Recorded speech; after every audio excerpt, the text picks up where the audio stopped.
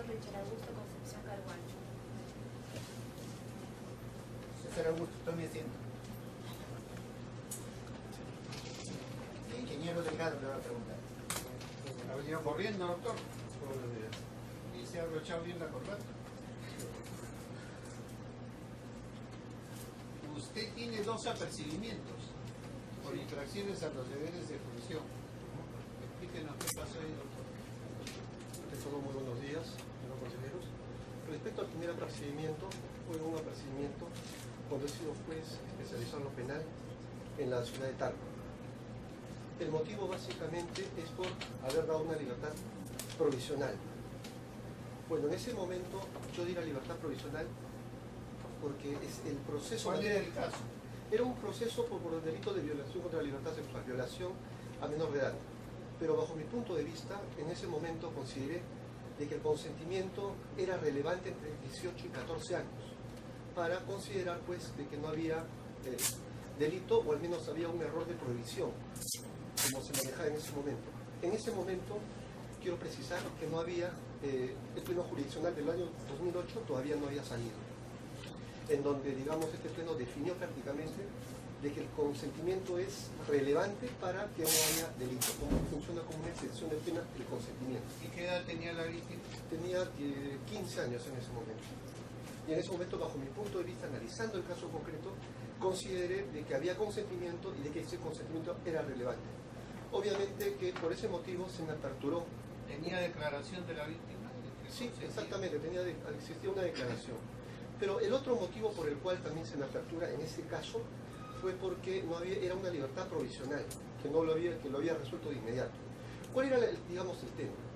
En un primer momento el juez anterior, porque yo resolví ese caso como juez de vacaciones, en un primer momento el juez anterior denegó la libertad provisional, y eso fue materia de apelación ante la sala.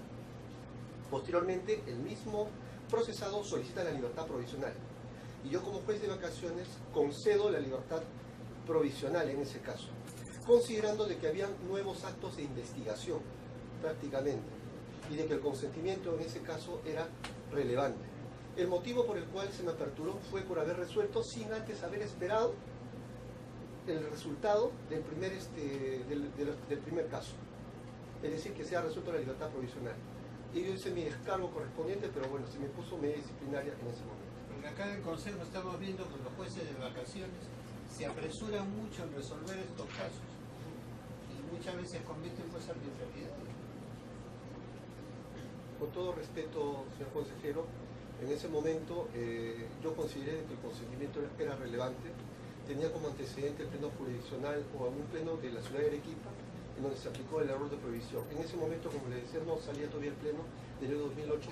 Usted se ha desempeñado como juez en Satipo, que era zona de emergencia. Exactamente. ¿Ahí usted ha tenido presiones, amenazas alguna vez? Bueno, en la ciudad de Satipo concretamente no, pero no he salido a determinadas diligencias por motivos de seguridad. Por ejemplo, habían diligencias programadas en una zona, yo recuerdo, que se llama la zona de Anapati. Bueno, la policía pedí el refuerzo policial correspondiente y la policía me respondió de que era lo que se llama una zona liberada. Por lo tanto, no se pudo hacer por razones de seguridad la diligencia. Prácticamente es casi territorio del BRAE en la ciudad de Satipo. ¿Y usted cree que la función del juez en ese caso, como es zona liberada, tiene que dejarse de lado? No, bajo ningún punto de vista, sino que lo que se consideró en ese momento, yo suspendí la diligencia en una sola oportunidad, básicamente para no poner en peligro, digamos, a las personas que vamos a ir a hacer la diligencia, sobre todo. Pero, o sea, no ponerse en peligro usted. Bueno, era prácticamente la policía no nos iba a dar prácticamente resguardo, o digamos la policía nos alertó sobre la situación, digamos, de terrorismo, de que era zona liberada en ese momento. ¿Puede definir estado de emergencia? Exactamente, doctor. Estado de emergencia es cuando se declara en una determinada zona por razones de, digamos, de seguridad interna, se declara este estado de emergencia porque, digamos, se ha alterado el orden público interno. Esto está definido en la Constitución y básicamente no se restringen o no se eliminan los derechos fundamentales, no se suspenden algunos derechos fundamentales. ¿Podría usted diferenciar entre estado de emergencia y estado de sitio? Bueno, el estado de emergencia va a un tema más digamos, de orden interno. En cambio, el estado de sitio tiene que ver más que todo en caso de, digamos, de amenaza externa.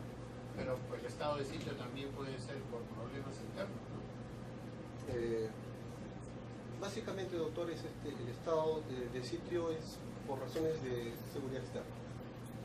Pero también se puede dar por problemas internos. Exactamente. Ahora, ¿qué diferencia hay entre los tiempos? ¿Un estado de emergencia por cuánto tiempo máximo puede ser? Bueno, el estado de emergencia es tan solo por un tiempo corto, básicamente para restablecer sobre todo... Máximo 60 días. 60 días. ¿Y un estado de sitio? Aproximadamente también, no, siendo categórico, el mismo plazo. 45 días, ¿no? En el nuevo Código Procesal Penal, ¿qué es el derecho adversarial? Bueno, el nuevo Código Procesal Penal acoge básicamente el sistema acusatorio adversarial, en donde se debe implantar, digamos, 4 principios básicamente que van a irradiar todo el proceso penal. Básicamente el principio de inmediación, el principio de oralidad, el principio contradictorio. El juez prácticamente va a estar al medio, en donde va a haber prácticamente una contienda entre el Ministerio Público, que va a ser el órgano persecutor del delito, el órgano que, digamos, va a perseguir el delito, el titular de la acción penal pública y el que va a acusar. En cambio, la defensa va a ser quien va a plantear su teoría del caso, porque ambos plantean la teoría del caso, defendiendo los intereses de su patrocinado. ¿Qué derechos tiene ese abogado defensor en este caso? Bueno, hay otro principio que irradia y que básicamente prácticamente es un cambio de paradigma, como dirían los procesalistas. Básicamente es el principio de igualdad de armas, es decir, va a estar prácticamente en un mismo pie de igualdad frente al Ministerio Público. Es decir, el juez básicamente va a escuchar a las partes y quien lo persuada más, ¿no? Quien, digamos, exponga de una manera más convincente la teoría del caso es quien, digamos, el juez seguramente le dará razón con criterio razonable. Usted ha escrito un artículo entre el derecho y la realidad, los niños de Puerto Pérez Aramiro. ¿Cuál es su tesis sobre eso? Bueno, en ese tiempo yo escribí este artículo que fue motivo de un concurso prácticamente. Básicamente aquí analicé la situación de los niños de puericultorio teniendo en cuenta una descripción de lo que ocurre con los niños, quiénes son admitidos, quiénes no son admitidos a este puericultorio, teniendo en cuenta, digamos, el reglamento, porque ellos manejan un reglamento dentro del puericultorio y discriminan, digamos, entre los que son niños abandonados y niños con problemas psicológicos o niños a quienes despectivamente, con problemas penales, a quienes despectivamente se les denomina piraña. Y entonces, en la segunda parte hizo un análisis del principio de igualdad bajo la Constitución. Y consideré pues de que en algunos determinados casos el reglamento violentaba prácticamente la ley y la Constitución, y de que en algunos casos debería permitirse el ingreso a determinados niños con problemas, ¿no?, a este puericultorio que estaba en una situación de abandono. Esa fue su tesis. Ahora, usted presentó 6 sentencias para ser calificadas en su desempeño profesional. ¿Cierto? Las 6 han sido consideradas como muy buenas. ¿Cómo hace sus sentencias? ¿Tiene alguna ayuda de alguno de sus auxiliares en el juzgado?